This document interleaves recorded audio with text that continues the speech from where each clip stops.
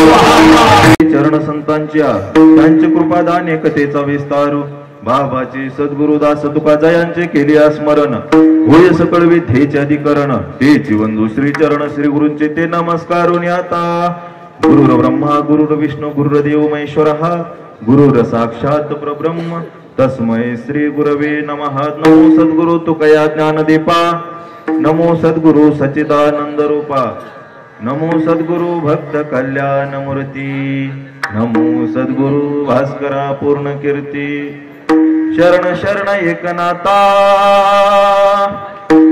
पायी माता ठेविला नका पाहू गुण दोष झालो दास पायाचा संपाद्य ज्ञानाचे विदाय भक्ती मी विलोकित होईन समाधिराज वैराग्यवंतम सुविचारयुक्तम नमामि जोगम शिरसा गुरुंतम मस्तक माझा पायावरी आवार करे संतांच्या कोणत्या प्रतिवर्षी पंढरपुरा येते माद्वारा हरिभेटी। सर्वांना हात जोडून विनंती आहे, सर्वांना नमन झाले। एकदा ज्याच्यासाठी अट्टहास चालू आहे त्या एका महात्म्याला नमन करूया आणि कीर्तनाला सुरुवात। नाव तुमचं भारतामध्ये गर्व मातीला, नाव तुमचं भारतामध्ये गर्व मातीला, गर्व मातीला तरंग पाटील गमन भाग तुमच्या नीतीला, तरंग पाटील गमन भाग तुमच्या नीतीला, तरंग पाटील गमन भाग तुमच्या नीतीला, तरंग पाटील गमन भाग तुमच्या नीतीला। नाव तुमचं भारतामध्ये हो, नाव तुमचं भारतामध्ये गर्व मातीला, गर्व मातीला तरंग पाटील गमन भाग तुमच्या नीतीला, तरंग पाटील गमन भाग तुमच्या नीतीला, तरंग पाटील गमन भाग तुमच्या नीतीला, तरंग पाटील गमन भाग तुमच्या नीतीला। रुकले नाही थकले नाही, रुकले नाही थकले नाही, रुकले नाही थकले नाही, रुकले नाही थकले नाही, धनामध्ये फुटले नाही, धनामध्ये फुटले नाही, फुटले नाही मध्ये फुटले नाही। निष्ठावंत भाव तुमचा हो, निष्ठावंत भाव तुमचा भावना मनाला हो, तरंग पाटील गमन भाग तुमच्या नीतीला, तरंग पाटील गमन भाग तुमच्या नीतीला, तरंग पाटील गमन भाग तुमच्या नीतीला, तरंग पाटील गमन भाग तुमच्या नीतीला।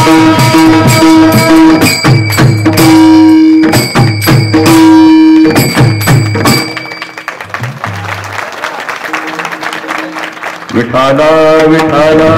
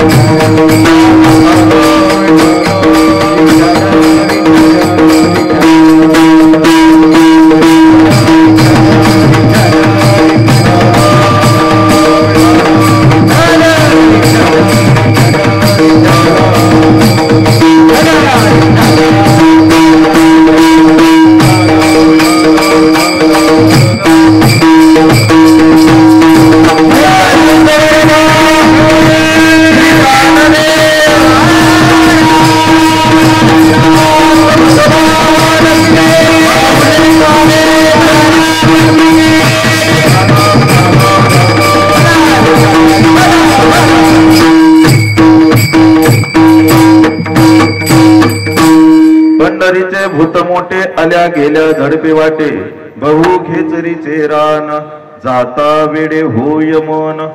प्रस्तुत प्राप्त प्रसंगी कीर्तनरूपी सेवेकरिता जमलेले सुरते सज्जन परमेश्वर परमात्म्याच्या नवे नवे तुम्हा सर्व संतांच्या सेवेकरिता निवडलेला अभंग, नवे नवे तुम्हा सर्व उपोषण कर्त्यांच्या सेवेकरिता निवडले अभंग, महाराष्ट्र भूषण जगद्गुरु जगद्वंदनीय ज्यांनी स्वतःच्या संसारावर तुळशीपत्र ठेवला आणि जगाचा संसार सुखाचा करण्यासाठी ज्यांनी गाथा निर्माण केला, स्वतःच्या जीवाची राख रांगोळ करून या महाराष्ट्रातील गरीब मराठ्यांच्या मुलाला काहीतरी मिळावं ह्याच्यासाठी जे उपोषण चालू आहे आणि त्या निमित्त जे अभंग निवडलाय, अभंग जगद्गुरु तुकोबरायांचा आहे, 4 चरणाचा आहे. अभंगामधून जगद्गुरु तुकोबराय सांगतात, बाबा पंढरीच्या अनेक वैशिष्ट्यांपैकी काही वैशिष्ट्ये आजच्या अभंगामध्ये सांगतात. विडाला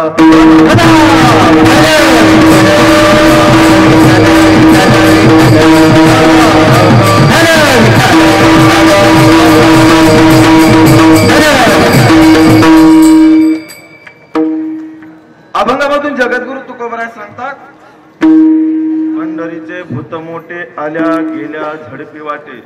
आज अचानक जगद्गुरु तुकोबरांना असं काय झालं की देवालाच भूत म्हणतात. काय सहजगतीनं म्हणतात, देवालाच भूत म्हणतात. ज्यांच्या 7 पिढ्यापासून त्या भगवान परमात्म्याचा साधना केली आहे, ज्या 7 पिढ्यांपासून भगवान परमात्मा ज्यांचा आराध्य दैवत आहे, अचानक जगद्गुरु तुकोबराय त्या देवाला भूत म्हणतात. पंढरीच्या अनेक वैशिष्ट्यांपैकी काही मोजके वैशिष्ट्ये आजच्या अभंगामध्ये सांगतात. महाराज अभंगावर बोलण्यापूर्वी थोडासा परिहार देणं तो म्हणजे असा पहा, कशासाठी हा अट्टा चाललाय. तर महाराष्ट्रामध्ये जी मराठा समाजाची गोरगरीब लेकरं आहेत ना, त्या मुलांना काहीतरी प्राप्त व्हावं. काय प्राप्त व्हावं? सरकारी नोकरीमध्ये आम्हाला घेतलं जावं. कारण 95% घरी बसायला लागलाय. 95% मुलगा हा मशी माग जायला लागलाय आणि 65-35 ऑफिस मध्ये बसायला लागलाय. हा नियम मोडला पाहिजे. आम्हाला काहीतरी मिळालं पाहिजे. का आमच्यावर हा अन्याय? कशामुळे? काय चाललंय? कशामुळे अन्याय आहे? बाबा हे आतापासून चाललेला 8 तास नाहीये. 23 मार्च 1980 पासून चाललेला 8 तास आहे. 23 मार्च 1980 ला अण्णासाहेब पाटलांनी मराठा समाजाला आरक्षण मिळावं याच्यासाठी एक चळवळ सुरू केली. त्या चळवळीचा उदय आजपर्यंत आलेला आहे. 1980 पासून चाललेली चळवळ मुंबईमध्ये चालली. का? मराठा समाजाला आरक्षण मिळावं. मराठा समाज हा मागासवर्गीय आहे. आम्हाला हे आरक्षण मिळावं. आमची मुलं शिकावीत, आमची मुलं साहेब व्हावीत. ह्या 8 तासांनी एका आमदाराने काढलेला मोर्चा आहे. शेवटच्या क्षणी शेवटी सांगितलं, 23 मार्चला सांगितलं, जर उद्याचा सूर्योदय होण्याच्या अगोदर जर आरक्षणावर काही निर्णय नाही घेतला तर माझं जीवन संपवलं जाईल. पहा, पहिलं बलिदान दिलं गेलं. पहिलं बलिदान गेलं 24 मार्च 1980 ला. दिवस उजळला. सूर्य उगवायच्या अगोदरच बंद खुल्यावर स्वतःच्याच गोळीने, स्वतःच्याच बंदुकीने गोळी घालून घेतली आणि आपला जीवन प्रवाह संपला. काय? स्वतःचा संसार बघितला नाही, राजकारण बघितलं नाही, समाजकारण बघितलं नाही. का? माझ्या समाजाची मुलं मोठी व्हावीत. नाही जर मोठी हे सरकार निर्णय घेत नसेल तर त्यावेळेस बाबासाहेब भोसले मुख्यमंत्री होते, त्यांनी ह्या गोष्टीवर निर्णय नाही घेतला आणि स्वतःची जीवन यात्रा संपवली. पहा, 1980 पासून आतापर्यंत 43 ते 42 जणांना, 43 ते 42 जणांनी बाबा बलिदान दिले. आम्हाला आरक्षण मिळावं. गेली 1.5 वर्ष झालं, 18 महिने झालं या ठिकाणी एक व्यक्ती आम्हाला सगळ्यांना संघटित करून हा व्यक्ती उपोषण करण्याच्या मार्गावर निघालाय. पहा, प्रत्येकाने कशाचाही नाही विचार केला. स्वतःच्या पत्नीला सांगितलंय, स्वतःच्या पत्नीला सांगितलं, आई स्वतःच कुंकू पुसून तयार राहा. आलो तर तुझा, नाही आलो तर समाजाचा. निघली तर मराठा आरक्षणाची या विजय यात्रा निघेल, नाही तर माझ्या स्वतःची हंत यात्रा निघेल. महाराज बोलायला सोपं वाटतंय, बोलायला सोपं वाटतंय. त्या बाईला काय वाटलं असेल आणि तो संघर्ष आज 18 महिन्यापर्यंत चालू आहे. काय वाटलं असेल? अनेकांना अंगावर घेतलाय. तो प्रसंग तुम्ही पाहिलाय, तुम्ही तो भोगलाय. आम्ही 2 तास यावं, 2 तास बोलावं नाही. महाराज तो तुमच्यावर झालेला लाठीचार्ज पाहावा ना तर अंगातलं रक्त सळसळतंय. कशासाठी गोळ्या खाव्यात? आमच्या जागेवर, आमच्याच महाराष्ट्रामध्ये आम्हाला आरक्षण मिळत नाहीये. आमच्याच हक्कासाठी लढतो. दादांच्या प्रत्येक सभेमध्ये एक उदाहरण दिलं गेलं. दादाने प्रत्येक सभेमध्ये सांगावं, पहा एखाद्या गावामध्ये 2 एकर जमीन असावी, 7-12 असावा.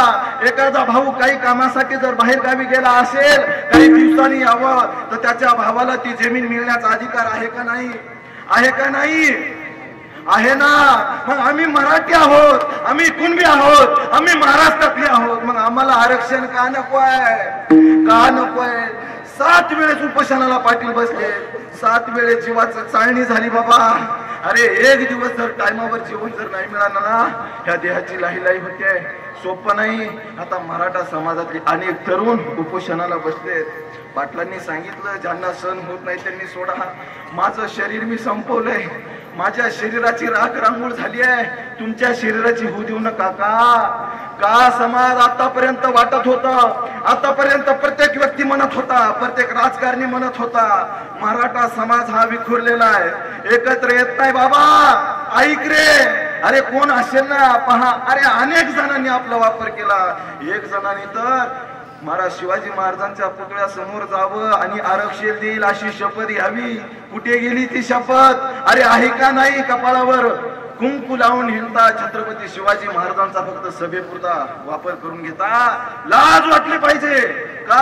कशासाठी? अरे तुम्ही मराठी आहात ना, तुमच्या मुलांनी चमच्यानी जेवण केलं म्हणजे याचा अर्थ सगळे चमच्यानी खात नाहीयेत. अजूनही आमच्या घरामध्ये काही जणांना ताट नाही रे, काही जणांना कपडे घालाय नाहीयेत. अरे अजूनही अशी मुलं आहेत.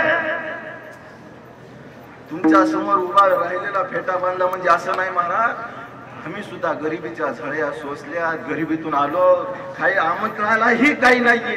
हे मिळण्यासाठी महाराज अनेक अट्टहास केला आणि त्या अट्टहासाच्या पोटी एक एक जणांना एकत्रित आणलं गेलं.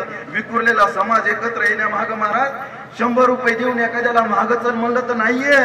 का एवढा समाज एकत्र झाला? त्याचं कारण आहे, त्याचं एकमेव कारण आहे तर आमच्या पाटलांचा हेतू शुद्ध आहे.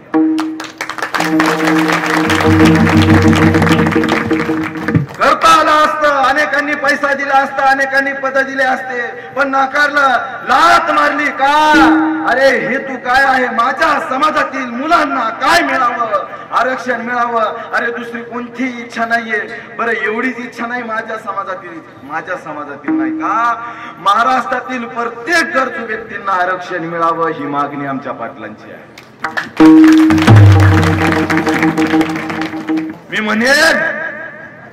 मी म्हणेल महाराज, रामकृष्ण हरी सारखा मंत्र नाही, रामायणासारखी आचारसंहिता नाही, दशरथासारखा बाप नाही, कौशल्यासारखी आई नाही, रामप्रभू सारखा मुलगा नाही, लक्ष्मणासारखा भाऊ नाही, सीतेसारखी सून नाही, विभीषणासारखा मित्र नाही, हनुमंतरायासारखा सेवक नाही, रावणासारखा शत्रू नाही, कोल्ह्या इतका लबाड नाही, कावळ्या इतका द्रुत नाही, लोण्या इतकं मऊ नाही, काजळा इतकं काळ नाही आणि जरांगे पाटला सारखा दुसरा प्रामाणिक नेता होणे नाही.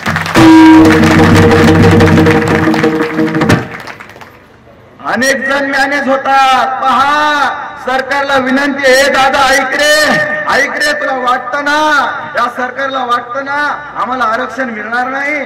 पहा अरे आम्ही आरक्षण कसं घेऊ? अरे आम्ही तुमच्या छातीवर पाय ठेवून आरक्षण घेऊ.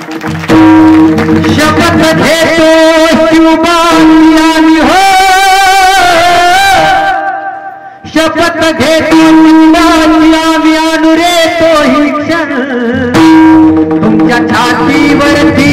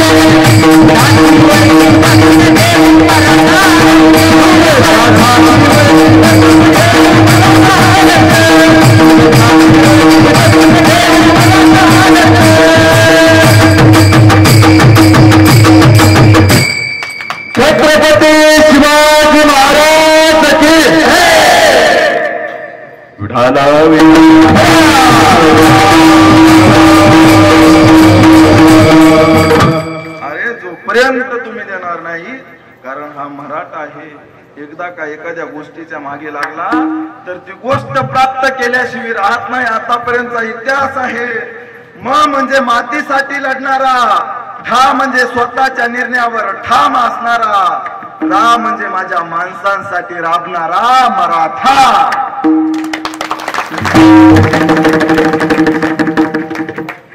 मातीसाठी लढतात पाटील. स्वतःच्या माणसाला आरक्षण मिळावं म्हणून स्वतःच्या माणसांसाठी राबतात पाटील. आणि स्वतःच्या निर्णयावर एक इंचही पाठीमागं सरत नाहीत पाटील. अजूनही एक केसभर सुद्धा माझ्या निर्णयापासून हटले नाही. पहा, आतापर्यंत एवढे एकवटले आहेत, हटणार नाहीत. काय शब्दच दिलेला आहे बाबा. एक तर विजय यात्रा, नाही तर अंतर यात्रा. ऐकायला आणि बोलायला सोपं वाटते, तो संघर्ष करत असताना फार अवघड आहे. महाराज, ज्या वेळेस किती समाज एकवटला गेला हे मला वाटते ड्रोन कॅमेऱ्याने सुद्धा मापता नाही आला. ज्या वेळेस विराट सभा झाली त्यावेळेस मला सर्वप्रथम मला म्हणावं लागेल की अंतरवालीला धन्यता द्यावी लागेल. पहा, 4 पाहुणी जर आमच्या घरामध्ये जर आली तर आम्हाला महाराज कुठं ठेवावी तर समजत नाहीये. आका महाराष्ट्र एका घरात घुसल्यासारखा अंतरवालीमध्ये आला होता. एकाचाही वाद नाही, एकाचाही भांडण नाही, एकाला एकाही नाही. आज आमच्या गाडीमध्ये आम्ही 11 जण आलो आहोत. 11 जण आलो. एकच माऊली स्वयंपाक करायला होती. आम्ही पाये धुवून घरामध्ये येईपर्यंत 11 ताट कशी एका माऊलीने केली होती महाराज कळता आलं नाही आपल्याला. या माऊलीपासून ती दादांपर्यंत संघर्ष आहे आणि ह्या संघर्षाचा समाधानच ही शांतता आहे. विठाला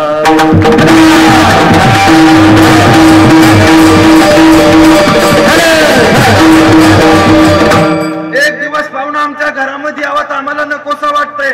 महाराज, महाराष्ट्र एकवटला गेला. महाराष्ट्र इतका महाराज मीडियाने सुद्धा सांगितलं की आतापर्यंत आम्ही हा समाज किंवा आम्ही ही पब्लिक पाहिली नव्हती. काय महाराज, आम्ही या महाविराट सभेला येत असताना मी स्वयंसेवक म्हणून आदल्या दिवशी मुक्कामाला आलो होतो. स्वयंसेवक म्हणून आदल्या दिवशी मुक्कामाला आलो. महाराज, पलीकडे पार्किंगची व्यवस्था होती. पार्किंग मध्ये गाड्या, कशाला सभेला आलेल्या गाड्यांना पार्किंग होती. तर महाराज, असं विपरीत घडलं गेलं की महाराज स्वयंसेवकच इतके आले की गाड्यांना ठेवलेली पार्किंगच संपली. काय, स्वयंसेवकच इतके आले की गाड्यांना पार्किंग केलेली येणारी सभेला तो स्वयंसेवकाच्या पार्किंगच. कारण इथल्या पोलीस दलांना पाटलांपाशी जावं लागलं. पाटील, किती समाज येईल आम्हाला सांगता येणार नाहीये. कारण का, आतापर्यंत आमच्याकडून झालेली चुकी, आमच्याकडून झालेला लाठीचार्ज काय तो समाजाच्या डोक्यामध्ये बसलाय. वर्दीवाला बघितला तरी त्यांचं पित्त खवळतंय, वर्दीवाला बघितला तरी त्यांचं डोकं दुखतंय. जर आम्ही जर जास्त संख्येने इथं यावं तर समाज आम्हाला आवरता येणार नाहीये. पाटील, तुमचीच मुलं, तुमचीच मराठ्याची मुलं, तरुण मुलं इथं यावेत आणि स्वयंसेवक म्हणून यावेत. पाटलांना संकल्पना सांगून दिली. पाटलाच्या एका हाकेवर महाराष्ट्रामध्ये पाटलांनी सांगितलं, पहा, मला 2000 स्वयंसेवकाची आवश्यकता आहे, तुम्ही यावं. महाराज, 2000 नाही, 22,000च्या पुढे संख्या गेली होती स्वयंसेवकाची. 22,000च्या पुढे संख्या गेली स्वयंसेवकाची. दुसऱ्या दिवशी सभेला आरंभ झाला. जे पोलीस दल एकवटलं होतं ना, ते पोलीस दल महाराज, आम्ही छोटा हत्ती आणला होता आणि मुंबईचे पोलीस दल काही 7-8 जण होती. 7-8 जण मुंबईचे आलेली होती. त्यातील एक पोलिसातला एक अधिकारी पोलीस असं आमच्या ऑटोमध्ये गाद्या आणल्या होत्या. त्या गाद्यांमध्ये तो राहत होता. त्यांचं 8-10 जण एकत्र राहायचे. त्यांनी 8-10 जणांनी एक जागा सोडली नाही. त्यांची काही त्या टेम्पोमध्येच राहायचे. आणि आम्ही दुपारच्या वेळेला त्यांच्या जवळ बसल्यानंतर त्या एका पोलीस अधिकाऱ्याला फोन आला त्याच्या नातेवाईकाचा. आणि त्या पोलीस अधिकाऱ्याच्या मुखातले वाक्य आहेत, म्हणला, आतापर्यंत मी मुख्यमंत्र्यांच्या सभा मॅनेज केल्या, आतापर्यंत मी मंत्र्यांच्या सभा मॅनेज केल्या. नाही, मी आता 5 ते 6 महिन्यामध्ये मी रिटायर होणार आहे. माझ्या पूर्ण कारकिर्दीमध्ये मी पंतप्रधानाच्या सभा सुद्धा मी मॅनेज केल्या. पण आता एका सामान्य मराठ्याची सभा मॅनेज करतोय तर मला कुठं उभं राहावं ही जागा सुद्धा कळत नाही. काय आम्ही 2 दिवस झाले इथं सोय आम्ही सेवा करण्यासाठी आलो, पण आम्हाला बाहेर निघायचं कारण इतकी शिस्त आणि इतकी शांतता या समाजामध्ये आहे. एक पोलीस अधिकारी म्हणते काय बाबा, काय पोलिसांना सुद्धा ताळमेळ नाही लागला. अरे आम्ही ज्या ठिकाणी आहोत ना त्या ठिकाणी स्वयंसेवकाची व्यवस्था केलेली आहे. तर सभा अजून होणार आहे. दुसऱ्या दिवशी सभा प्रारंभ झाली 12ला. 35 ते 40 मिनिटं पाटलांनी जास्त वेळ त्या दिवशी घेतला नाही महाविराट सभेला. पाटलांनी जालन्याच्या पोलिसांनी सांगितलं तुम्ही फार संयमतेनं बोलावं लागेल. तुमचा एखादा वाक्य रागाच्या भरामध्ये जर गेलं तर मराठा समाज पेटलाय, काही होऊ शकतं, महाराष्ट्र पेटू शकतो.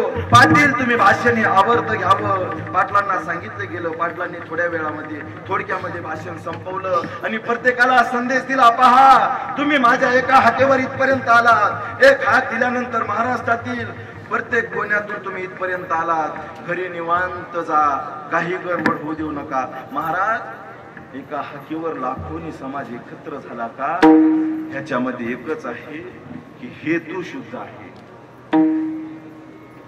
तेव्हापासून चालत असलेला अट्टहास एकेकांना समोर आणावं आणि आमची मागणी मागावी. अनेकांनी यावं. इथपर्यंत आले हो तुम्ही पाहिले, तेथपर्यंत मंत्री आले. अरे वय नाही माझं बोलतो, वेश्या तरी एका शब्दावर पक्की राहते. जितके या राजकारण्याने आम्हाला धोका दिलाय काय. अरे आम्ही आमचंच मागतोत ना, आम्ही जावं तरी कुठे. महाराज आता आमच्या समाजाची बी का आमदार का कमी नाहीत का. कोणी कोणी पाटा फिरवल्यात या लक्षात ठेवलं पाहिजे. पाटलांनी अजूनही सांगावं की वयस्कर जी उपोषणाला बसलेत त्यांनी उपोषण सोडावं. दुपारच्या मुलाखतीमध्ये मी पाहिलं, विनंती केली आहे. अरे माझ्या शरीराची राखरांगोळ झाली आहे, माझं शरीर खराब झालंय, उपोषण करून तुमचं शरीर खराब होऊ देऊ नका. कारण तुम्हा आम्हाला आनंदात पाहावं हे पाटलांचं स्वप्न आहे. विठाला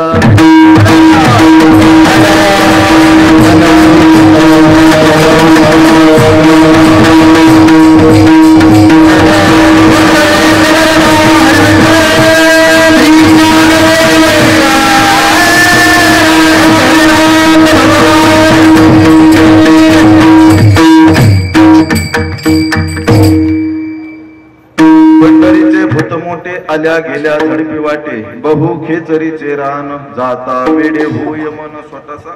महाराज अभंग घेतलाय, त्या अभंगावर थोडंसं बोलावं. महाराज जगद्गुरु तुकोबराय स्वतःच्या जीवनामध्ये स्वतःच्या आराध्य देवतेला अचानक भूत म्हणतात. अभंग घेण्याचं कारण महाराज मला माहिती, इथं माझं 397 क्रमांकाचं कीर्तन आहे. माझं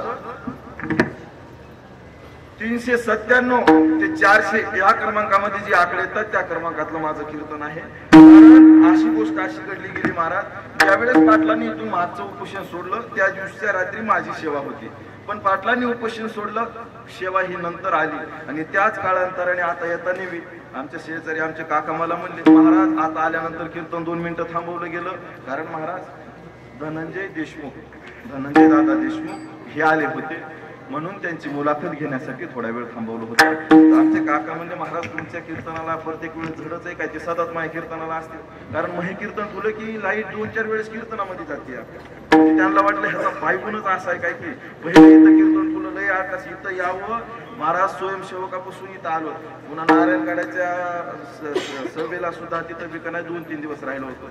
आता एक असं वाटायचं की बाबा जावं पाटलांच्या समोर एखादी सेवा घडावी. कारण का महाराज इथं आल्यानंतर आम्हाला असं वाटावं की एक साक्षीदार व्हावं ह्या ठिकाणी आम्ही कीर्तन सेवा केली आहे. कारण का महाराज ज्यावेळेस विराट सभा झाली का, त्यावेळेस विराट सभा झाल्यानंतर आणि पाटलांचं भाषण संपलं 12 वाजता. अनेक जण लोक महाराज त्या महामार्गाने येत होते. आणि महामार्गाने आल्यानंतर आता आम्ही स्वयंसेवक आल्यानंतर मी प्रत्येकाला म्हणावं, बाबा आता 1:30 वाजत आलाय, पाटलाची सभा संपली, आता गर्दी जाण्यापेक्षा बाहेर जावं. प्रत्येक व्यक्तीनं सांगावं, महाराज त्या सभेचा साक्षीदार होण्यासाठी आम्ही इथं आलो. काय त्या सभेचा अरे भाषण तर संपलंय ना, नाही, ज्या ठिकाणी पाटलांनी संबोधित केलंय ना त्या मातीला स्पर्श करण्यासाठी आम्हाला.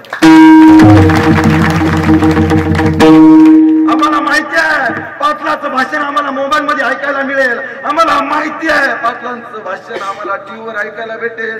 पण दादा, ज्या व्यक्तीने आमच्यासाठी राग रांगोळी केली ना स्वतःच्या जीवनाची, त्या व्यक्तीने जिथून संबोधित केलंय त्या ठिकाणची माथी आमच्या नतमस्तकाला लावायची आहे, याच्यासाठी जायचंय. ही पाहिजे एक निष्ठता महाराज. पहा, जगद्गुरु तुकोबरायांनी पूर्ण आयुष्य खर्च केलं, आणि आयुष्य खर्च कशासाठी केलं? तो पांडुरंग परमात्म्याचं भजन करू करू आयुष्य खर्च केलं. ते जगद्गुरु तुकोबराय देवाला अचानकच भूत म्हणतात अभंगाच्या पहिल्या चार. पंढरीचे भूत मोठे, पंढरीचे भूत मोठे, पंढरीचे भूत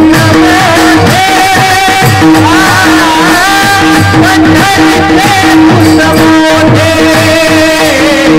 पंढरीचे भूत मोठे,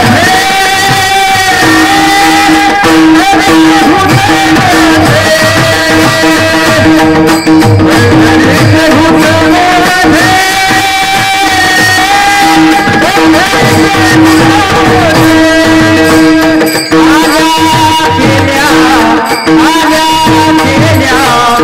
झडपे वाटे झडपे बहुते करते राणे, बहुते करते राणे, बहुते करते राणा, बहुते करते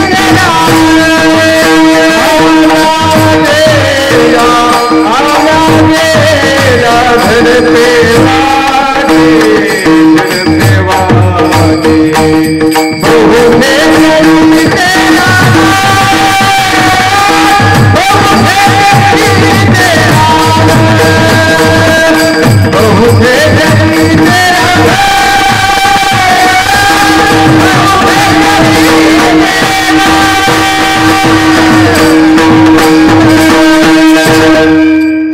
पंढरीचे भूत मोठे, आल्या गेल्या झडपे वाटे. तुकोबराय अचानक देवालाच भूत म्हणतात. महाराज, जर जगद्गुरु तुकोबराय देवालाच भूत म्हणतात,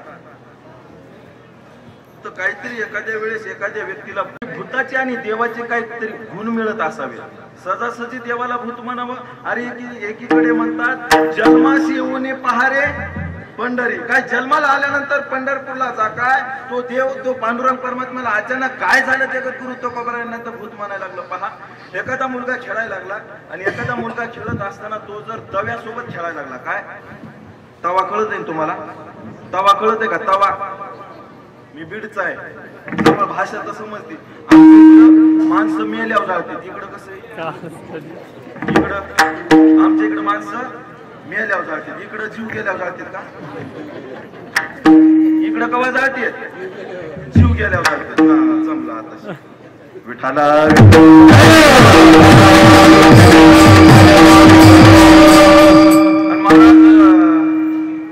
त्या मुलांनी तव्यासोबत खेळावं, आणि लहान लेकरू तव्यासोबत खेळायला म्हणल्यानंतर हाताला सगळं काळं, आणि हाताला सगळं काळं लागल्यानंतर ते हात घालायला हाताला हात घालायला हात सगळं पाहता पाहता ते पोरगं काळं झालं.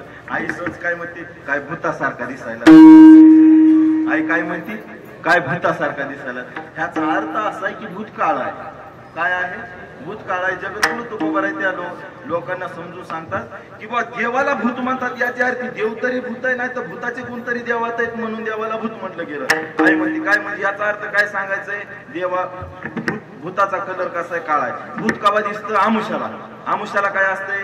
काळी रात्र, म्हणजे अंधारामध्ये भूत दिसतंय. ह्याचा अर्थ भूत कसं आहे? काळ आहे. मग भूत जर काळा असेल तर तुमचा देव काळा आहे का? तुमचा देव काळा असला पाहिजे ना. त्यावेळेस महाराज माऊली म्हणतात काय? तो आताचा काळा नाहीये, तो ठाईचाची काळा, अनादि बहु काळा, म्हणून चाळा लावेला मायू बाई. तो आताचा काळा नाही, तो ठाईचा युगायुगापासून काळा आहे. तो परमात्मा काळा आहे. ज्या अर्थी भूतकाळ आहे त्या अर्थी देव काळ आहे. पहा, मग एक जण म्हणला महाराज काही जण भूताचं अस्तित्व मानित नाहीत, काही जण भूताचं अस्तित्व मानतात. म्हणजे काही जण म्हणतात भूत आहे आणि काही जण म्हणतात भूत नाही. आता भूत काय माहिती का? 3 गण आहेत. मनुष्यगण, राक्षसगण आणि देवगण. हा, मनुष्यगणाला भूत दिसत तर नाही दिसत, देवगणालाही भूत दिसत नाही. देवगण माणसाला जो आहे का त्याला भूत दिसत नाही. मनुष्यगणाला कदाचित दिसू शकतं. राक्षसगणी जो माणूस आहे का त्याला माणसातही भूत दिसत. त्याला दिवसाय पाहिलं तरी ते म्हणतोय भूत आहे का काय काय. म्हणजे माणसाचे 3 गुण आहेत आणि 3 गणामध्ये महाराज भूत आहे. म्हणजे काही जण म्हणतात भूत आहे आणि काही जण, मग महाराज आमच्या देवाचं बी तसं आहे ना. देवालाही काय सगळे हाय म्हणतात का? काय म्हणते देव आहे, काही जण म्हणते देव नाही. आता एखादा म्हणेन दाखव, काय म्हणे देव आहे तर दाखव. आता मी तुम्हाला बोलतोय, मी बोलतोय ते शब्द तुम्हाला दिसतात का? मी बोलतोय ते शब्द तुम्हाला दिसतात का? नाही. म्हणजे मग ते शब्द नाहीत का? मग देव दिसत नाही. देव आहे का? देव आहे पण दिसतंय का? रंग नाही, रूप नाही, नाही वर्ण छाया. रंग नाही, रूप नाही, नाही वर्ण छाया. निर्गुण निराकार तूच प्रभू राया.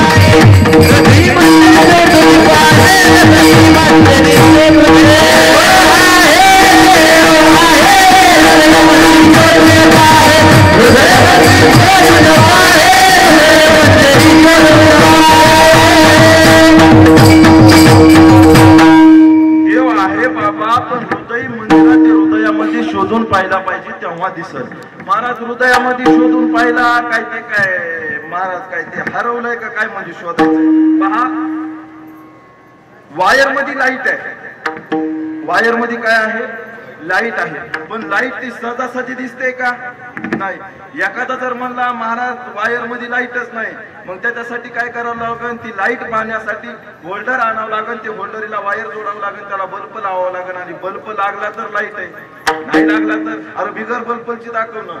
जर लाईट पाहण्यासाठी एवढी खटाटोप करावं लागते, होल्डर आणावं लागतं, बल्ब आणावं लागतो, तर ह्या हृदय मंदिरामध्ये देव शोधण्यासाठी साधनारूपी खटाटोप करावं लागते, तेव्हा आपल्याला देव दिसत. एखादा म्हणला महाराज हृदयात बी देव नाही, ह्या वायरात बी देव, ह्या होल्डर मध्ये सुद्धा लाईट नाही. आता एखाद्याला जर म्हणलं बाबा ह्या होल्डर मध्ये लाईट नाही असं म्हणतोस, बिगर बल्ब लावता बघायचा आहे तुला, तर बोट घालून बघ. काय बोट घालून बघ.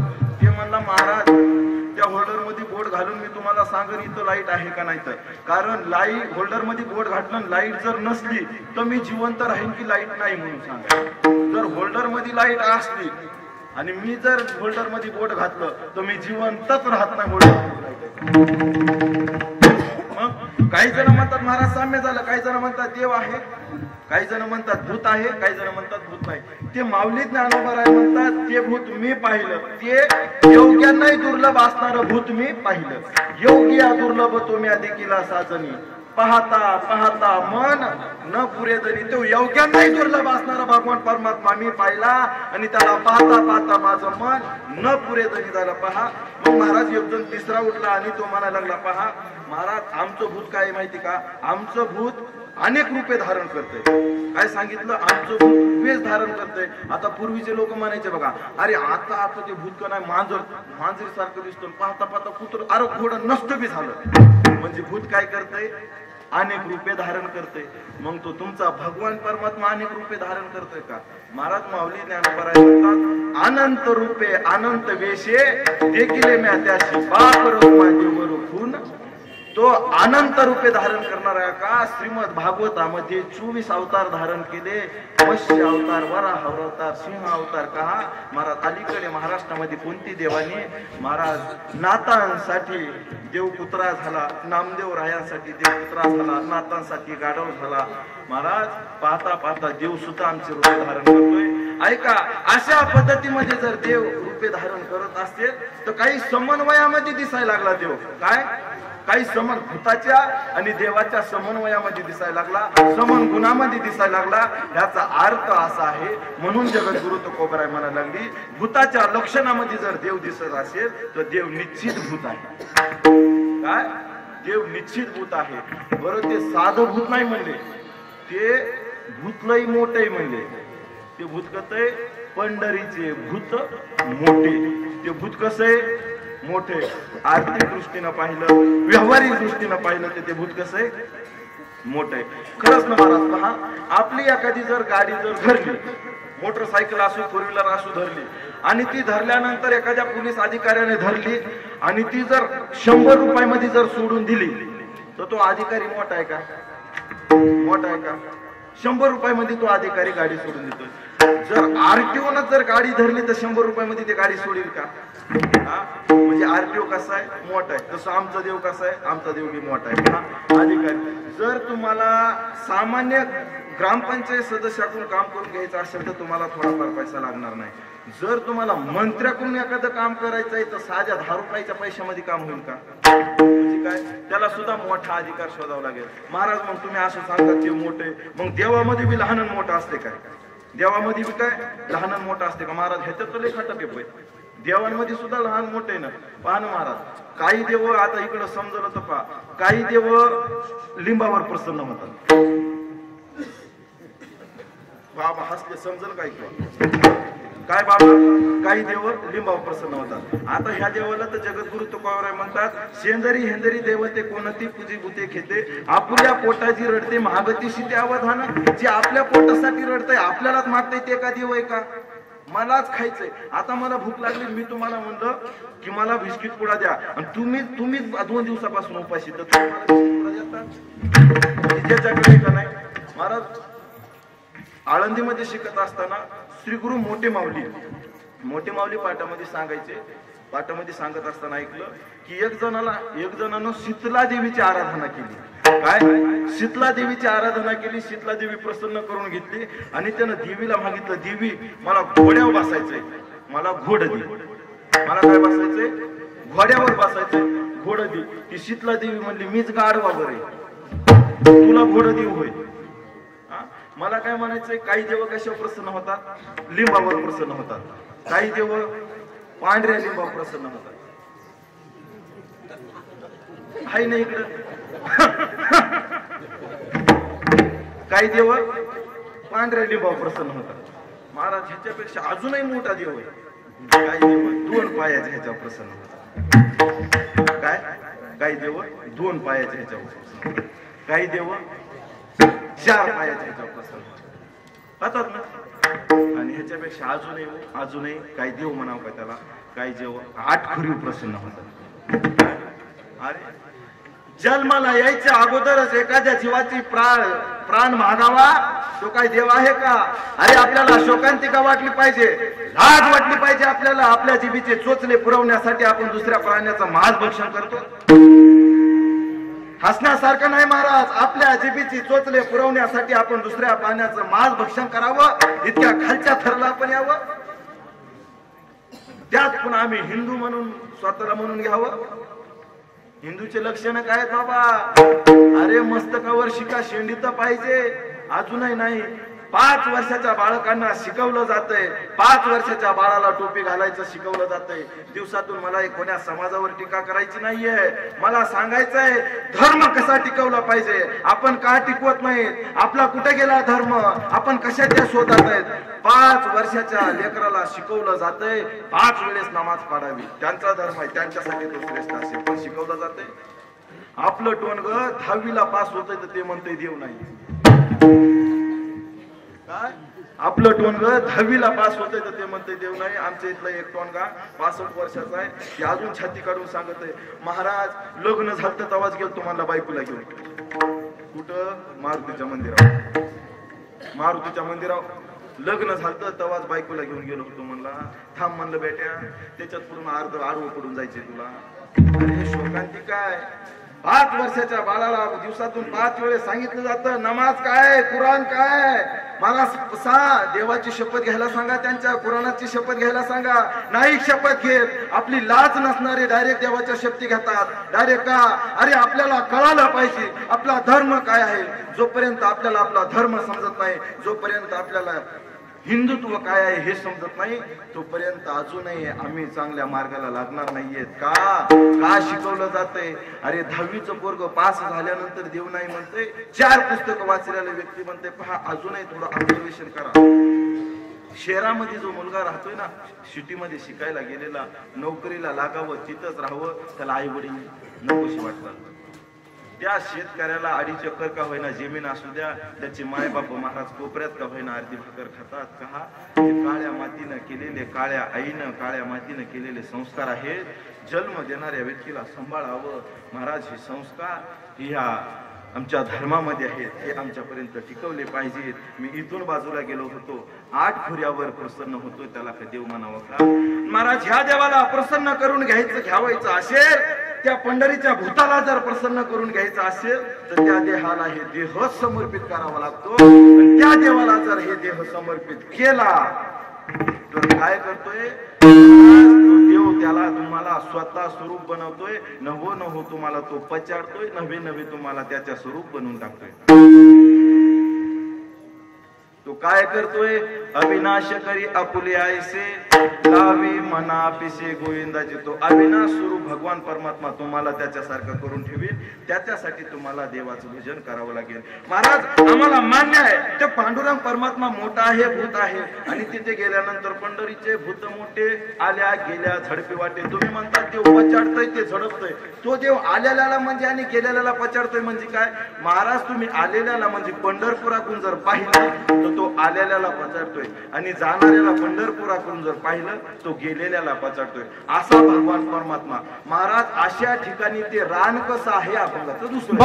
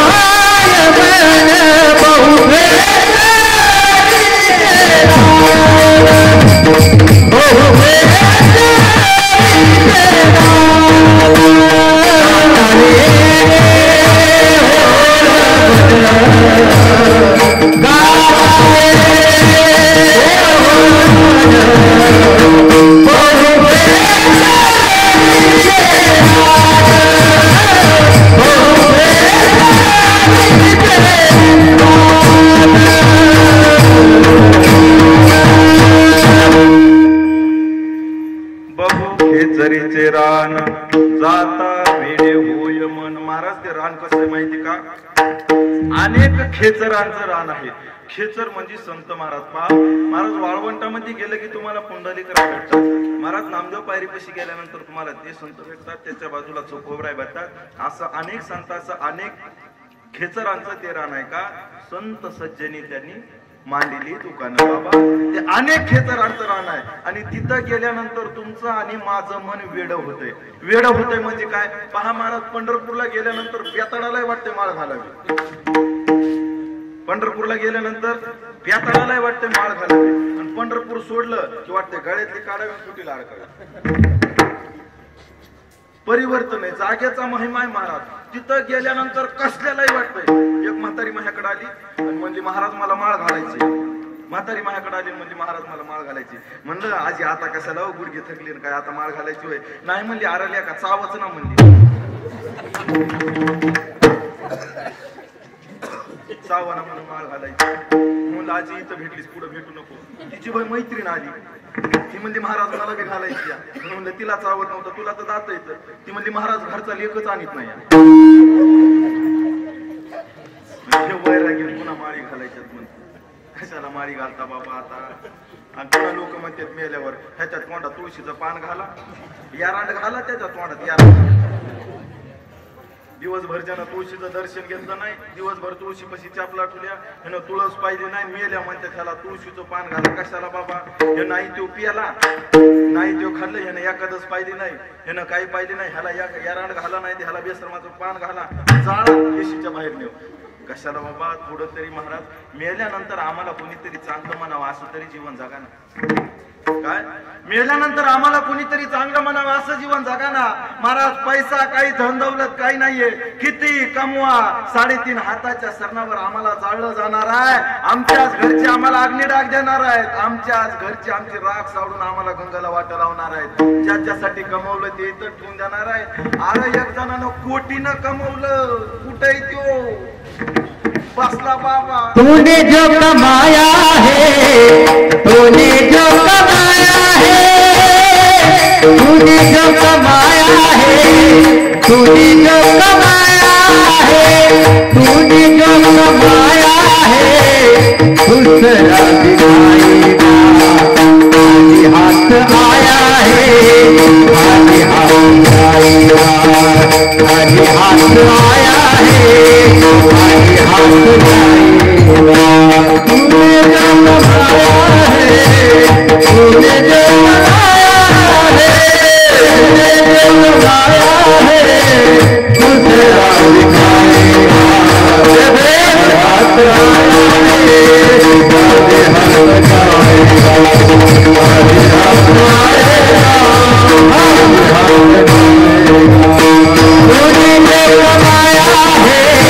तूने जो कमाया है,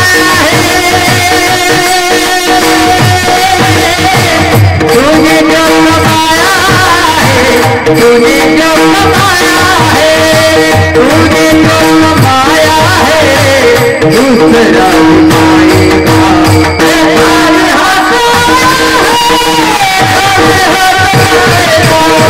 खाली हाथ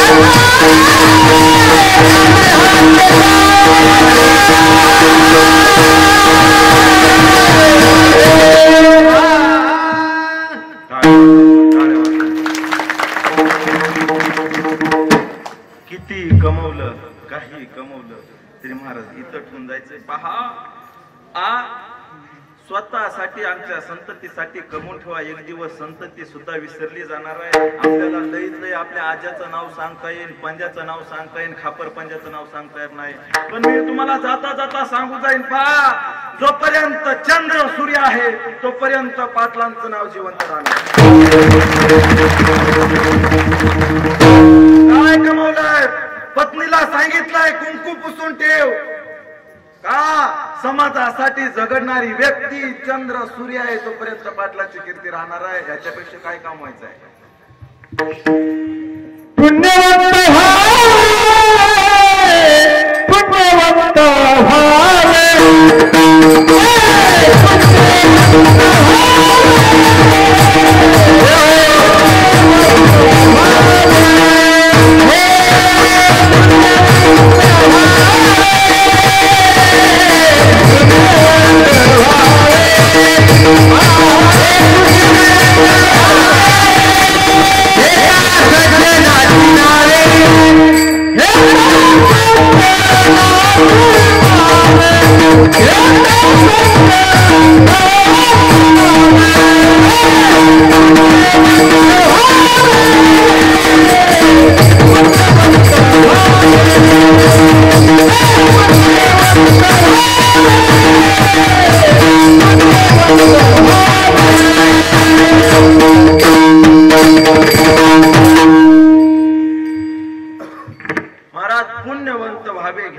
जनाचे नावे का असं पुण्य करून जावं की आम्ही गेल्यानंतर सुद्धा आमचं नाव शिल्लक राहावं. महाराज एक सिंधुताई सपकाळ म्हणायच्या, सिंधुताई सपकाळांनी जाता जाता सांगितलं, या महाराष्ट्रामध्ये जर नाव कमवायचं असेल तर आधी मरावं लागतंय.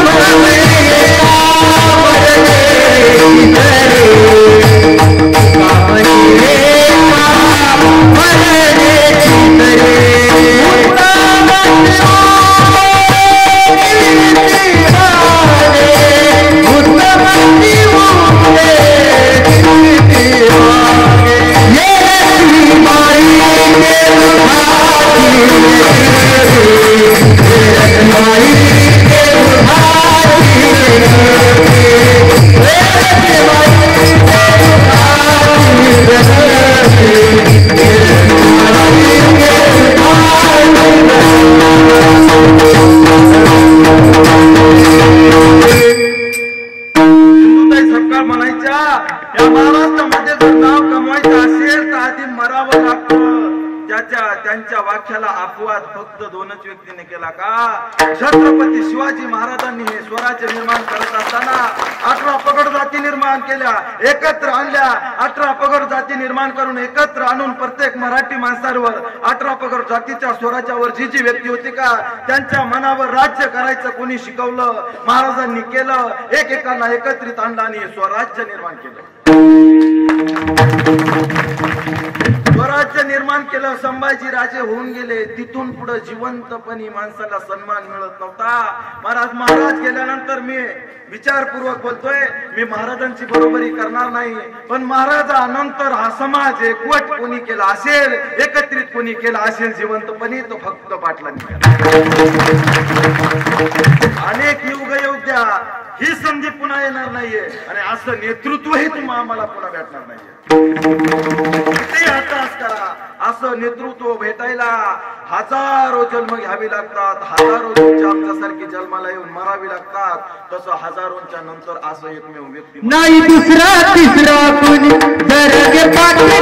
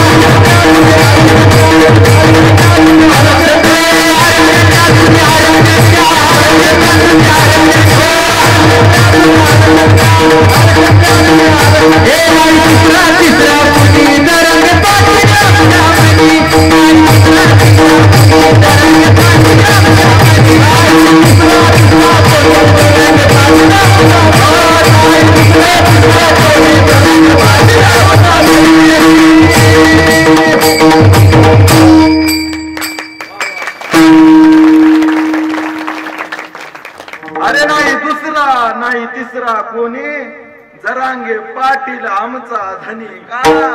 देवानी पाठवलेला देवदूत आहे तुमच्या आणि माझ्यासाठी. तो डोक महाराज वाक्य बोलून गेले पाठीमाग 5 ते 6 महिन्यापूर्वी. मनोज दादा जरांगे पाटील ही साधी विभूती नाहीये. मनोज दादा जरांगे पाटील ही व्यक्ती नाहीये. मनोज दादा जरांगे पाटील ही देवानं पाठवलेली एक विभूती आहे. कारण संत जन्माला आले. अडरानामध्ये भरलेल्या जगाला सन्मार्गावर आणण्यासाठी संतांचा अवतार आहे. अडराणी भरले जग झाडूया संतांचे मार्ग अडराणी भरले जग अडराणामध्ये भरलेल्या जगाला सन्मार्गावर आणण्यासाठी संतांचा अवतार झाला आणि आम्हाला आरक्षणापासून वंचित ठेवलेल्या समाजाला आरक्षणामध्ये घालण्यासाठी मनोज जरांगे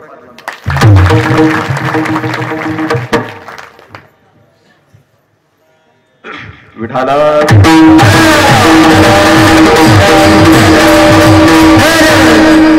मला माहिती सगळेजण म्हणाले 10च्या वर ओव्हरटेक टाइम केला असतो पण मी इथं आल्यानंतरच मी अर्धा तास उभा होतो मग नुसतं इथं काय ताकापूरचं रामायण करून काय पळून जायचंय का काय इथं सेवा करायला मला वाटतंय मग किती जन्माचं पुण्य झालं असेल इथं सेवा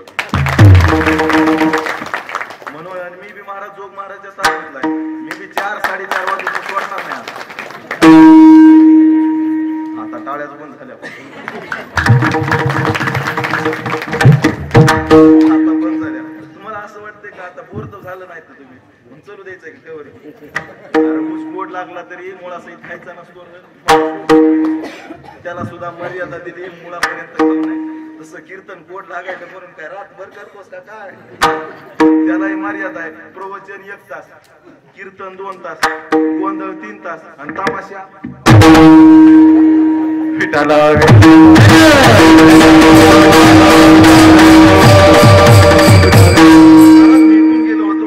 या जन्माला आल्यानंतर काहीतरी आपलंसं प्राप्त करावं की ज्याने काही किती संतती जर कमवली तर आपल्याला खाली हात आया है खाली हात जाएगा इतकं कमवलं परळी जिल्ह्यात बसून खात होता इतकं कमवलं जिल्हा जरी बसून खाल्ला असता ना 2-4 वर्ष नाही पिढ्या पण आता घिजेलची भाकर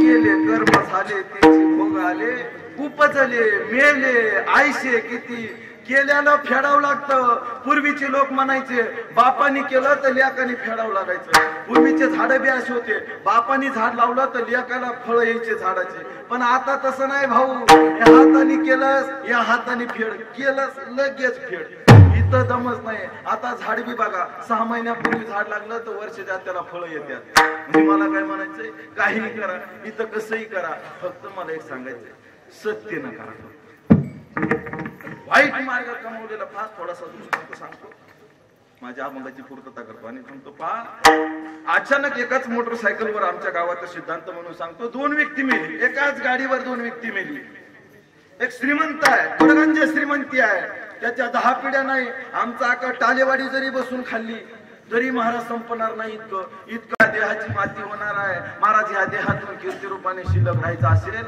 तर जगाला जगण्यासाठी असं काहीतरी करा की तुमची आमची अमर राहील मला ह्याच्यापासून बाजूला गेलो होतो की महाराज पंढरपूरला गेल्यानंतर प्रत्येकाचं मन बदलतं बेवड्यालाही वाटतं की मी माळ घालावी बेवड्याला वाटतं त्याचं कारण काय तो त्या जागेचा महिमा आहे आंतरवाली सराटीमध्ये आल्यानंतर प्रत्येकाला वाटतं उपोषणाला बसावं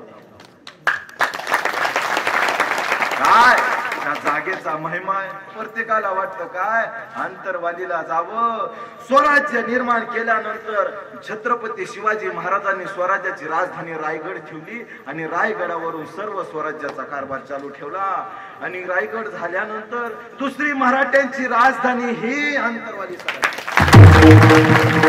प्रत्येक मराठी व्यक्तीच्या प्रत्येक मराठा तरुणाच्या प्रत्येक मराठा बांधवांच्या प्रत्येक मराठा महिलेच्या मनावर राज्य कोण करीत असेल तर सध्या ही आंतरवाली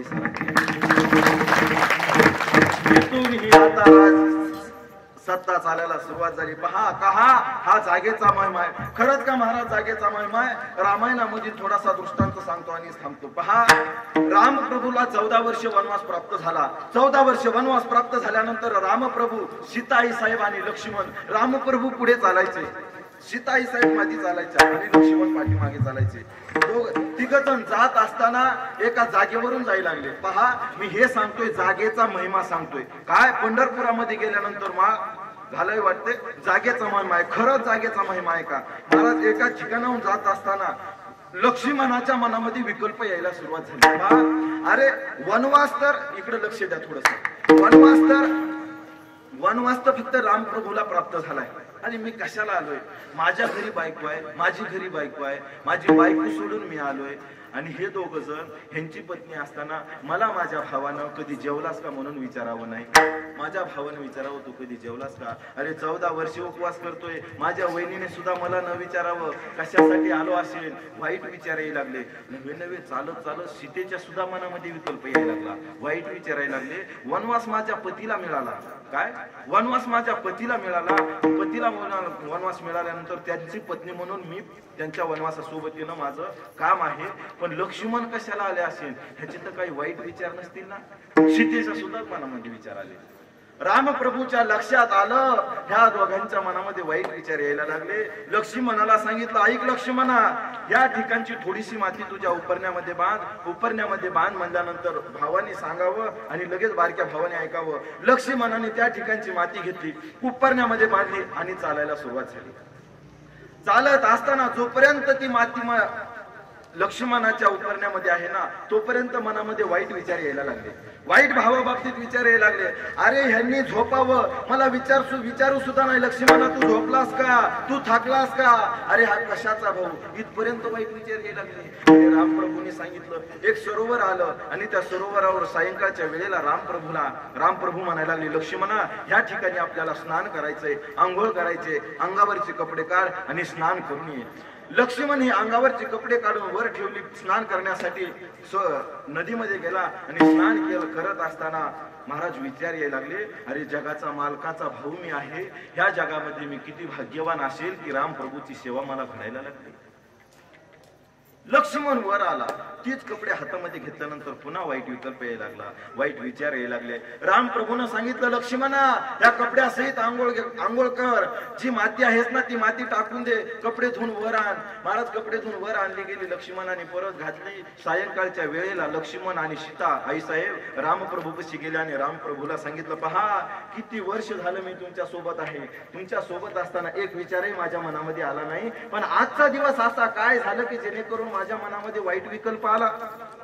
त्यावेळेस रामप्रभूंनी सांगावं, तुमच्या मनामध्ये विकल्प आला तो तुमच्या विचारांचा नाहीये, तो जागेचा विचार आहे.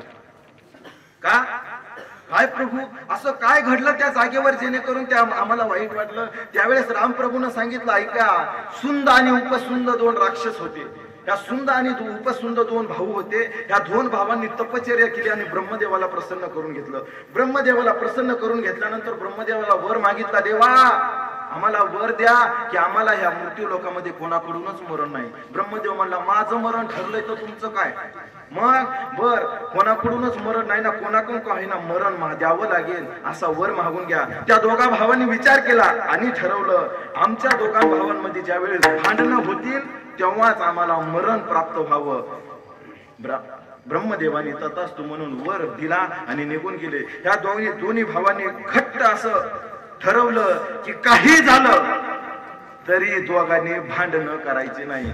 त्या दोघांनी सुंद आणि उपसुंदाने असं ठरवलं की आता त्रैलोक्यावर सत्ता आपली प्राप्त व्हावी, स्वर्ग लोकांमध्ये जावं, पाताळांमध्ये जावं आणि सगळ्या देवांसोबत युद्ध करावं. प्रत्येक ठिकाणी हाहाकार माजला. ब्रह्मदेवाकडे जाऊन देवांनी सांगितलं, कशाला वर दिला? दोन्ही भाऊ शक्तिशाली झाले, सगळे आमच्यावर येऊन आघात करत आहेत, काय करावं आता? त्यावेळेस महाराज ते शेवटी देवाचं राजकारण आपल्याला समजणार नाही. देवाने सांगितलं, काय करा, एक अप्सरा त्यांच्याकडे पाठवा, एक अप्सरा त्यांच्याकडे पाठवा. तिलोत्तमा नावाची स्त्री त्यांच्याकडे पाठवली. वनामध्ये दोन भाऊ बसलेत, पहा हे सुंद आणि उपसुंद कोण आहे? दुसरे कोणी नाही, तुम्हीच आम्ही आहोत. पहा कसं आहे. एक अप्सरा पाठवली, तिचं नाव आहे तिलोत्तमा. काय दे कोणी तिलोत्तमा उत्तम वधू, सुंद उपसुंद दोघे बंधू, स्त्री अभिलाषे चालीला कुरुदू, श्रुद्ध संबंध विसरले. का तिलोत्तमा नावाची स्त्री पाहिली आणि ती यायला लागली. ती सुंदर स्त्री पाहून सुंद आणि उपसुंद, सुंद म्हणतोय, दादा ती आलेली स्त्री आहे ना ती तुझी वहिनी आहे, तिला तू वहिनी म्हण.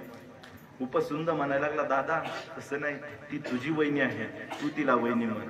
सुंद आणि उपसुंद म्हणायला लागले, तू माझी वहिनी हिला म्हण, ही माझी पत्नी आहे. हे म्हणायला लागला, माझी पत्नी आहे. वहिनी म्हणण्याच्या वाक्यावरून भांडणं झाले आणि त्या सुंदर स्त्रीनं सुंदर वाक्य प्रवेश केला आणि सांगितलं, पहा मी तुमच्या दोघांची होऊ शकत नाही, पण माझ्या हातामध्ये जो फुलांचा हार आहे ना, तुम्ही आधी दोघांपैकी एक ठरवा, तुमच्या दोघांमध्ये कोण श्रेष्ठ आहे असं ठरवा, आणि तुमच्या दोघांमध्ये ठरवा की मी कोणाची आहे. जो ठरेल मी त्याची होईल. असं तर होतं महाराज, घरामध्ये दोन भाऊ ठरवतात, जोपर्यंत लग्न होत नाही तोपर्यंत ठरवतात. पहा ऐका, अरे कशाची बायको काय, कितीही झालं तरी आपण एका माईचे आहोत. बाईचं ऐकायचं नाही कवर लग्न झाल्यानंतर. आणि एकदा का लग्न झालं की मग तिनं म्हणावं माझ्या मायबाप सोडून मी आले पण तुम्ही माझं ऐकत नाही. असं गोड त्या तिलोत्तमेनं आताच्या सुंदर आणि उपसुंदाला सांगावं आणि जन्म दिलेल्या एका आईपासून पुन्हा व्हायला राहावं. ही तर काय बाबा. आणि सांगितलं त्या सुंद आणि उपसुंद दोघा राक्षस हे युद्ध खेळायला लागले का. अरे ह्या स्त्रीला तू वैनी म्हण. स्त्रीला पाहिलं त्या तिलोत्तमा नावाच्या स्त्रीला वैनी म्हणण्यासाठी दोघां भावांमध्ये भांडणं झाली. विसरून गेले ब्रह्मदेवानी वर दिला होता ज्यावेळेस तुमच्या दोघांमध्ये युद्ध होईल त्यावेळेस देह तुमचा तुम्ही संपुष्टात येतात. दोघांमध्ये गदा युद्ध झालं, रक्त भोंबाळ झाले. रक्त भोंबाळ झाल्यामध्ये भांडणा करता मध्ये दोघं हे मृत्युमुखी पडले. आणि मृत्युमुखी पडल्यानंतर त्यांचं जे रक्त आहे ना, हे रक्त त्या जागेवर पडलं होतं. ते रक्त त्या जागेवर पडल्यानंतर त्या राक्षसांचं रक्त त्या जागेवर पडल्यानंतर त्या जागेचा वाईट महिमा, वाईट विचार त्या जागेवरून चलत असताना लक्ष्मणा तुझ्या मनामध्ये वाईट विकल्प यायला लागला. मला सांगायचंय अंतरवालीला आल्यानंतर उपोषण करावं लागतं. पाटलांनी उपोषणाने करून पवित्र केलेली जागा ही अंतरवाली. पंढरपूरला गेल्यानंतर आम्हाला माळ घालावी लागते. हा जागेचा महिमा आहे. म्हणून जगद्गुरु तुकोबरा म्हणतात पहा, अरे तेथे तुम्ही जाऊच नका. अभंगाचं तिसरं चरण.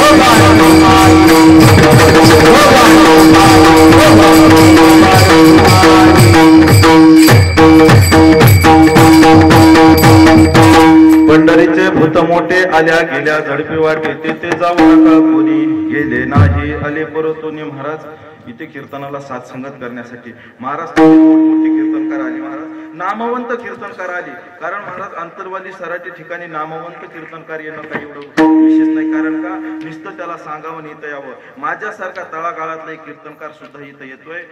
हे फक्त महादेव महाराज गिरी यांच्या संपर्कातून मी इथपर्यंत आलो. एक महाराज ती व्यक्ती अशी आहे, नामवंत कीर्तनकार तर कोणी येतील पण तळागाळातल्या कीर्तनकारांनी सुद्धा इथं यावं आणि सेवा करून जावी. इतक्या खालच्या कीर्तनकारापर्यंत म्हणजे न प्रसिद्ध झालेल्या कीर्तनकारापर्यंत इतका संपर्क त्यांचा आहे. त्यांच्या माध्यमामधून माझ्याकडे सेवा आली. महाराज बाबांचं कुठंतरी कार्यक्रम असल्यामुळे, कारण का बाबांनी असं मला सांगितलं की उपोषण ठरायच्या अगोदर ह्या तारखा घेतलेल्या आहेत आणि त्या गावाला जावं. एकदा शब्द दिल्यानंतर महाराज तिथं जावं लागतं आणि तिथं त्या वेळेच्या आधी घेतलेल्या तारखा आहेत. म्हणून महाराज आधी उपस्थित नाहीत. माझ्यासोबत आलेले सुमंत महाराज डाके महाराज, त्यांच्यासाठी एकदा टाळ्या. जरांगे पाटलांवर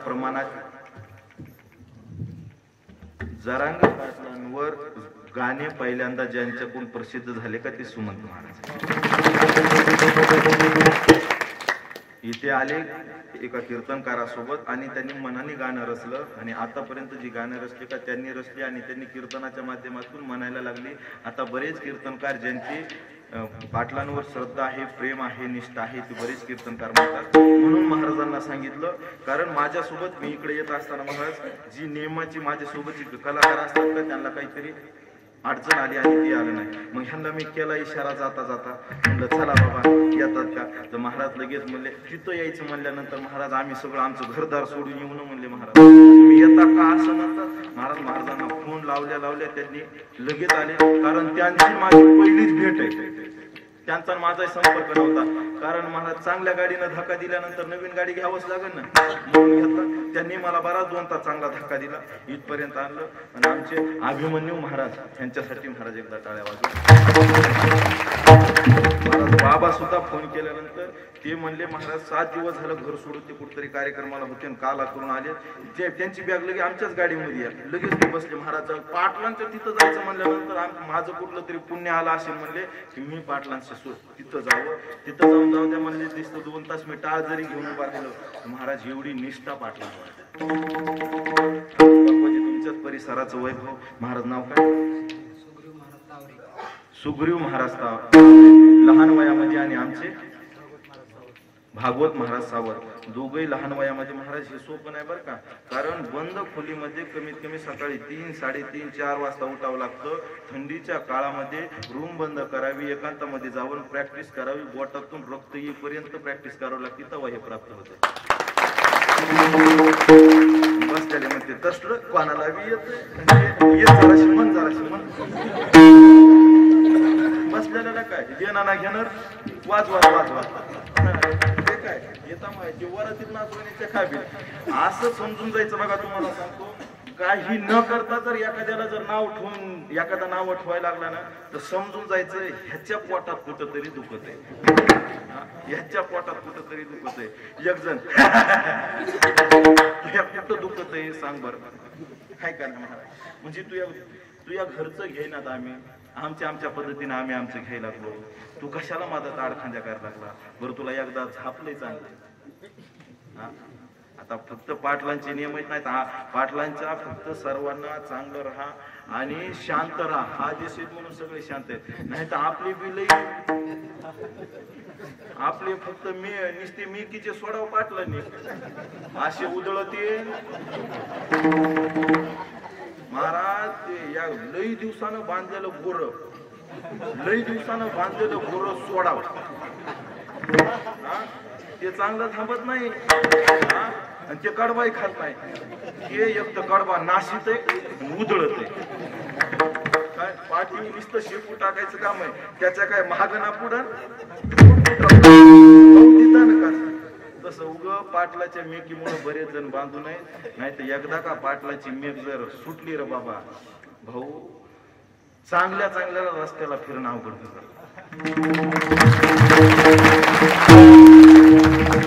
कारण बऱ्याच तरुणांचं असं सध्याच्या काळाला मी सांगतो, बऱ्याच तरुणांचं, कारण मी स्वयंसेवक म्हणून मी बऱ्याच सभेला आलोय, फक्त धोतर घालून आजीत आलोय.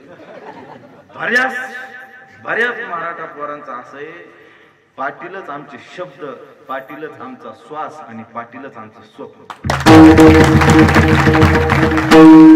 ज्या दिवशी आमच्या पाटलांच्या, आमच्या श्वासाला, आमच्या स्वप्नांना तडा जाईल, त्या दिवशी अनेकांच्या घरालाही तडा लागेल. नाही सहज बोलायची काही नाहीये, कारण आम्हाला आमचा मुलगा बरेच जण आहेत महाराज. अरे करोडोनी संपत्ती असणारे आज पाटलांसाठी उपोषणाला बसले आहेत. जे चांगल्या सासऱ्याच्या घरी चांगला पलंग टाकल्याशी खाली बसत नाही, ते आज पाटलांसाठी खाली बसते. बरेच असे आपल्यामध्ये, बरेच माया सासऱ्याने गेल्या मला खुर्ची बस म्हणला नाही, असे बायका सोडून आले त्याच्या घरी, इतक्या मानाचे. आज ते पाटलांच्या इथं बसून आहेत. काय पाटलांवरच प्रेम आहे महाराज. जोपर्यंत प्रेम ताब्यात आहे का, जोपर्यंत प्रेम ताब्यात आहे तोपर्यंत चांगला आखळतोय. जर आमचं प्रेमच जर संपवण्याचा प्रयत्न केला ना, चांगल्याच्या कुठे बी हवा भरतो आम्ही पुन्हा पाहू नका. म्हणून अंत पाहणं बंद करा. सरकार ऐका ना, अंत पाहणं बंद करा रे. आमच्या राजाचा अंत नका पाहू का. अरे 7 वेळी तुम्ही उपोषणाला बसायला लावता, तुम्हाला लाजा वाटल्या पाहिजे. अरे दुपारचं जेवण झालं तर तुम्ही घड्याळीकडे बघून जे पाहता की अरे माझी सायंकाळची वेळ झाली, एखाद्या कागदावर जर सही करायची असेल तर म्हणता 6 वाजलेत, माझी संध्याकाळचं जेवणाची वेळ झाली. हा 7-7 दिवस 8-8 14-14 दिवस आमच्या व्यक्तीला तुम्ही उपाशी मारतात ना. पहा, अरे तुम्हाला त्या व्यक्तीच्या साधनेचा, त्या व्यक्तीच्या तपाचा श्राप आहे. एक दिवस तुम्हाला सुद्धा तरपड मारावं लागेल. केले कर्म झाले तीची भोग आले. केलेलं कर्म तुम्ही जर आमच्या देवतेला, तुम्ही जर आमच्या श्रद्धेला जर इतकं तरसवलात असाल तर पहा, जे आडफाटे घालतेत ना त्यांना सुद्धा तुम्हाला महाराज नीट झोपून सुद्धा मारणार नाही तुम्ही. डॉक्टर म्हणते ह्याला पालत झोपवा, ह्याच्या खालून दुःख झाले, ह्याला चांगलं मरण आहे. महाराज चांगल्याला चांगलं मरण येत नाही. त्रास पाहू नका, अंत पाहू नका.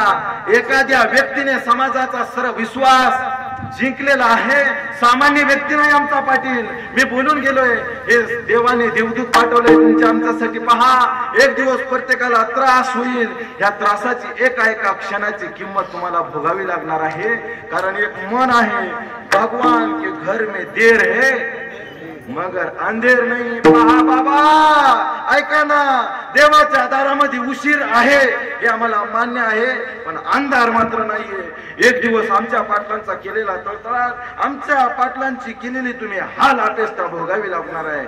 एवढं बोलून मी माझी सेवा समर्पित, माझी सेवा पाटलांना ह्या सेवेच्या मार्फत एवढं दीर्घ आयुष्य लाभावं. पाटलांना हे ह्या सेवेच्या माध्यमातून शक्ती निर्माण व्हावी आणि त्यांना चांगलं आयुष्य द्यावं. आणि पाटलांनी जो संकल्प केलाय तो पूर्ण व्हावा. तोपर्यंत